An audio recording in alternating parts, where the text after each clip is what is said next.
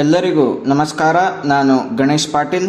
ಸ್ನೇಹಿತರೆ, ಇವತ್ತಿನ ಈ ಕ್ಲಾಸ್ನಲ್ಲಿ ನಾವು ಭಾರತೀಯ ನಾಗರಿಕ ಸುರಕ್ಷಾ ಸಂಹಿತಾ 2023ಯ ಸೆಕ್ಷನ್ 27, 28, 29 ಅನ್ನು ಡಿಸ್ಕಸ್ ಮಾಡೋಣ. ಸೆಕ್ಷನ್ 27 ಈ ಭಾರತೀಯ ನಾಗರಿಕ ಸುರಕ್ಷಾ ಸಂಹಿತಾ ಇದರ ಅಡಿಯಲ್ಲಿ ಅಪಾಯಿಂಟ್ ಆದಂತಹ ಯಾವುದೇ ಆಫೀಸರ್ಸ್ರ ಪವರ್ಸ್ಗಳು ಹೇಗೆ ಇರ್ತವೆ ಅನ್ನುವಂತಹ ಪ್ರೊವಿಷನ್ಸ್ ಇಲ್ಲಿದೆ. ಈ ಒಂದು ಸೆಕ್ಷನ್ನ ಪ್ರಕಾರ ಯಾವಾಗಾದರೂ ಯಾವುದೇ ವ್ಯಕ್ತಿ ಗವರ್ನಮೆಂಟ್ ಸೇವೆಯಲ್ಲಿ ಇರುವಂತಹ ಆಫೀಸ್ಗೆ ಅಪಾಯಿಂಟ್ ಆಗಿದ್ದರೆ ಆ ವ್ಯಕ್ತಿ ಹೈಕೋರ್ಟ್ ಅಥವಾ ಸ್ಟೇಟ್ ಗವರ್ನಮೆಂಟಿಂದ ಇನ್ವೆಸ್ಟ್ ಆಗಿದ್ದರೆ ಈ ಭಾರತೀಯ ನಾಗರಿಕ ಸುರಕ್ಷಾ ಸಂಹಿತೆಯ ಅಡಿಯಲ್ಲಿ ಆತನಿಗೆ ಕೆಲವೊಂದು ಪವರ್ಸ್ಗಳು ಕನ್ಫರ್ ಆಗಿದ್ರೆ ಅಂತಹ ವ್ಯಕ್ತಿ through out any local area ಅಂತಂದ್ರೆ ಸ್ಟೇಟ್ ಗವರ್ನಮೆಂಟ್ ಅಂದ್ರೆ ಇಡೀ ಸ್ಟೇಟ್ನಲ್ಲಿ ಜನರಲ್ ಆಗಿ ಆತನಿಗೆ ಈಕ್ವಲ್ ಅಂದ್ರೆ ಬೇರೆ ಆ ಲೋಕಲ್ ಏರಿಯಾ ಅಂದ್ರೆ ಆ ಸ್ಟೇಟ್ನಲ್ಲಿಯೇ ಬೇರೆ ಪ್ರದೇಶದಲ್ಲಿ ಅವನ ರೀತಿಯಲ್ಲಿ ಆಫೀಸರ್ ಅಪಾಯಿಂಟ್ ಆಗಿದ್ರೆ ಆತನಿಗಿರುವಂತಹ ಪವರ್ಸ್ಗಳು ಈಕ್ವಲ್ ಅಥವಾ ಹೈಯರ್ ಆಫೀಸರ್ ನೇಚರ್ನ ಹೊಂದಿರುವಂತಹ ಪವರ್ಸ್ಗಳನ್ನು ಕೂಡ ಕನ್ಫರ್ ಮಾಡಿದ್ರೆ ಆತನಿಗೆ ಆ ಪವರ್ಸ್ಗಳು ಆ ಲೋಕಲ್ ಏರಿಯಾದಲ್ಲಿ ಎಲ್ಲೇ ಹೋದರೂ ಕೂಡ ಆತನಿಗೆ ಆ ಪವರ್ಸ್ಗಳು ಇರ್ತವೆ. ಎಲ್ಲಿಯವರೆಗೆ ಆ ಪವರ್ಸ್ಗಳು ಇರ್ತವೆ ಅಂತಂದ್ರೆ ಹೈಕೋರ್ಟ್ ಅಥವಾ ಸ್ಟೇಟ್ ಗವರ್ನಮೆಂಟ್ ಬೇರೆ ರೀತಿಯಲ್ಲಿ ಡೈರೆಕ್ಟ್ ಮಾಡಿದ್ರೆ ಅಥವಾ ಆತ ಡೈರೆಕ್ಷನ್ಗೆ ಒಳಗಾಗಿದ್ರೆ ಅಂತಹ ಸಂದರ್ಭದಲ್ಲಿ ಮಾತ್ರ ಆತನಿಗೆ ಆ ಪವರ್ಸ್ಗಳು ಇರೋದಿಲ್ಲ. ಇಲ್ಲಂತಂದ್ರೆ ಜನರಲ್ ಆಗಿ ಆತನ ಆಫೀಸ್ ಏನಿರುತ್ತಲ್ಲ ಆ ಪವರ್ಸ್ಗಳು ಕನ್ಫರ್ಮ್ ಮಾಡಿದಂತಹ ಪವರ್ಸ್ಗಳು ಇದ್ದೇ ಇರ್ತವೆ.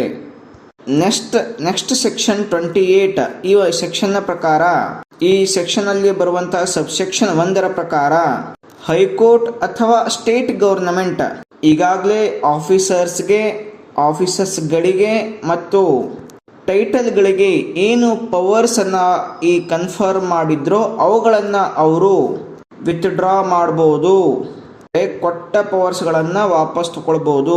ಸಬ್ಸೆಕ್ಷನ್ 2 ಪ್ರಕಾರ ಒಂದು ವೇಳೆ ಯಾವುದೇ ಒಬ್ಬ ಆಫೀಸರ್ಗೆ ಚೀಫ್ ಜುಡಿಷಿಯಲ್ ಮ್ಯಾಜಿಸ್ಟ್ರೇಟ್ ಅಥವಾ ಎನಿ ಡಿಸ್ಟ್ರಿಕ್ಟ್ ಮ್ಯಾಜಿಸ್ಟ್ರೇಟ್ನಿಂದ ಆತನಿಗೆ ಪವರ್ ಕನ್ಫರ್ಮ್ ಆಗಿದ್ರೆ ಆ ರೆಸ್ಪೆಕ್ಟಿವ್ ಮ್ಯಾಜಿಸ್ಟ್ರೇಟ್ಸ್ಗಳಿಂದ ಆ ಪವರ್ಸ್ಗಳನ್ನು ಅವರು ವಿತ್ಡ್ರಾ ಮಾಡ್ಕೊಳ್ಬಹುದು. ಸೊ ಈ ರೀತಿಯಾಗಿ ಸ್ನೇಹಿತರೆ ಏನು ಆಫೀಸರ್ಸ್ಗಳಿಗೆ ಟೈಟಲ್ಗಳಿಗೆ ಪವರ್ ಕೊಟ್ಟಿರೋದನ್ನ ಈ ಹೈಕೋರ್ಟ್ ಅಂದರೆ ರೆಸ್ಪೆಕ್ಟಿವ್ ಹೈಕೋರ್ಟ್, ಸ್ಟೇಟ್ ಗವರ್ನಮೆಂಟ್ ಅಥವಾ ಮ್ಯಾಜಿಸ್ಟ್ರೇಟ್ಗಳು, chief judicial magistrate, district magistrate ವಾಪಸ್ ಆ ಪವರ್ಸ್ಗಳನ್ನು ತೆಗೆದುಕೊಳ್ಬಹುದು. ನೆಕ್ಸ್ಟ್ ಸೆಕ್ಷನ್ 29 ಈ ಸೆಕ್ಷನ್ 29 ನಲ್ಲಿ ಈಗ ಒಂದು ಆಫೀಸ್ ವೇಕೆಂಟ್ ಆಗುತ್ತೆ, ಅಲ್ಲಿ ಸಕ್ಸೆಸರ್ಸ್ ಬರ್ತಾರೆ. ಉದಾಹರಣೆಗೆ ಜಡ್ಜ್ ಮತ್ತು ಮ್ಯಾಜಿಸ್ಟ್ರೇಟ್ಸ್ಗಳು ಅವರು ಆಫೀಸನ್ನು ಖಾಲಿ ಮಾಡ್ತಾರೆ, ಆಫೀಸಲ್ಲಿ ಇನ್ನೊಬ್ಬರು ಜಡ್ಜ್ ಮತ್ತು ಮ್ಯಾಜಿಸ್ಟ್ರೇಟ್ಸ್ ಬರ್ತಾರೆ. ಅವರ ಪವರ್ಸ್ಗಳು ಯಾವ ರೀತಿಯಾಗಿ ಎಕ್ಸರ್ಸೈಸ್ ಮಾಡ್ತಾರೆ ಅಂತೇಳಿ ಇದರಲ್ಲಿ ಕೊಡಲಾಗಿದೆ. ಸಬ್ಸೆಕ್ಷನ್ 1 ಪ್ರಕಾರ ಜನರಲ್ ಆಗಿ ಈ ಹಿಂದೆ ಏನು ಜಡ್ಜಸ್ಗಳಿಗೆ ಮ್ಯಾಜಿಸ್ಟ್ರೇಟ್ಸ್ಗಳಿಗೆ ಏನು ಪವರ್ ಇತ್ತು ಆ ಒಂದು ಸ್ಥಾನಕ್ಕೆ ಇನ್ನೊಬ್ಬ ಸಕ್ಸೆಸರ್ ಬಂದಾಗ ಆತನಿಗೂ ಕೂಡ ಅವೇ ಪವರ್ಸ್ಗಳು ಇರ್ತವೆ. ಸಬ್ಸೆಕ್ಷನ್ 2 ಪ್ರಕಾರ ಸಕ್ಸೆಸರ್ಗೆ ಏನಾದರೂ ಡೌಟ್ ಇದ್ರೆ ಆಗ ಸೆಷನ್ ಜಡ್ಜ್ ಅವರು ರೈಟಿಂಗ್ ನಲ್ಲಿ ಆರ್ಡರ್ ಮಾಡೋ ಮುಖಾಂತರ ಈ ಸಂಹಿತೆಯ ಪರ್ಪೋಸ್ಗಾಗಿ ಅಥವಾ ಯಾವುದೇ ಪ್ರೊಸೀಡಿಂಗ್ಸ್ ಪರ್ಪೋಸ್ಗಾಗಿ ಆಫೀಸರ್ಗೆ ಯಾರು ಸಕ್ಸೆಸರ್ ಆಗಬೇಕು ಅಂತೇಳಿ ಅವರೇ ಆರ್ಡರ್ ರೈಟಿಂಗ್ ನಲ್ಲಿ ಆರ್ಡರ್ ಅನ್ನ ಮಾಡ್ತಾರೆ ಸೆಷನ್ ಜಡ್ಜ್ ಅವರು. ಸಬ್ಸೆಕ್ಷನ್ 3 ಪ್ರಕಾರ ಎನಿ ಮ್ಯಾಜಿಸ್ಟ್ರೇಟ್ ಯಾವುದೇ ಮ್ಯಾಜಿಸ್ಟ್ರೇಟ್ ಆಫೀಸ್ ಖಾಲಿ ಇದ್ದಾಗ ಅಲ್ಲಿ ಹೋಗುವಂತ ಸಕ್ಸೆಸರ್ಗೆ ಏನಾದರೂ ಡೌಟ್ ಇದ್ರೆ ಚೀಫ್ ಜುಡಿಷಿಯಲ್ ಮ್ಯಾಜಿಸ್ಟ್ರೇಟ್ ಅವರು ಅಥವಾ ಡಿಸ್ಟ್ರಿಕ್ಟ್ ಮ್ಯಾಜಿಸ್ಟ್ರೇಟ್ ಅವರು ರೈಟಿಂಗ್ ನಲ್ಲಿ ಆರ್ಡರ್ ಮಾಡೋ ಮುಖಾಂತರ ಅವರ ಪವರ್ಸ್ಗಳನ್ನ ಅವರು ಡಿಟರ್ಮೈನ್ ಮಾಡ್ತಾರೆ.